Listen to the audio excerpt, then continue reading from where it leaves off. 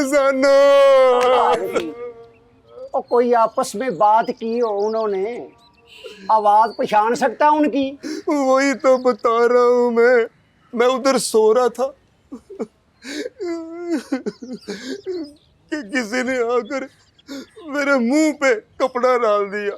जब मेरी आंख खुली तो मैंने देखा कि 2-3 बंदे जिन्होंने अपने मुंह पर कपड़े लपेटे हुए थे, उन्होंने मुझे आकर पकड़ लिया। जब मैंने उठने की कोशिश की तो उन्होंने मुझे बिठा दिया। उसके बाद मेरी आंखों के सामने अंधेरा छा गया। आखिरी बात जो मुझे याद है उनमें से एक ये कह रहा था कि जाकर अलमारी का ताला तोड़ दो। फिर मैं बेहोश हो गया। जब मुझे होश आया तो मेरे हाथ और पाँव कपड़े से बंधे हुए थे और मेरे मुंह को भी उन्होंने कपड़े से बंद किया हुआ था।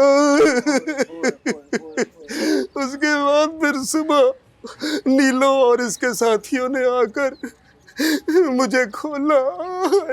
अभी तक निशान है।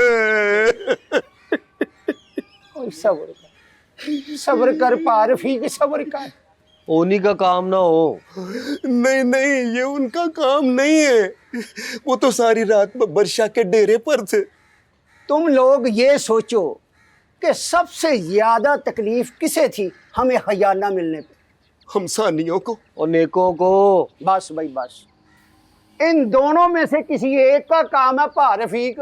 मुझे पूरा पूरा शक है। मैंने सुना है कि हमसानी कह रहे थे कि ये जो मगेरे हैं ना, इन्होंने बब्बर शाह को पट्टियां पढ़ाकर और उल्टी सीधी बातें बताकर ये साबित किया है कि मंगेरे ही फकीरे के असल वारिस है। हालांकि खुदा जानता है कि मंगेरों ने कभी बब्बर शाह से ऐसी बात नहीं की। भला बब्बर शाह कभी किसी की बात सुनने वाला है? और वो अपने फैसले खुद करता है। हाँ, ओए पारफीक, तकलीफ तो नेकों को भी हमें खजाना मिलने पर वाह हुई थी। और मैंने सुना है कि वो लोग रात को इकट्ठे होकर कोई प्लानिंग श्लैनिंग भी करते रहे हैं। और मुझे इन नेकों पर भी पूरा पूरा शक है, बल्कि शक नहीं है पारफीक, और मुझे यकीन है इस चपली से बब्बर शाह ने अपने पैसे वापस मांग लिए। और जरूरत है ना उसको पैसों की आजकल। बिल्कुल ठीक कह रहे।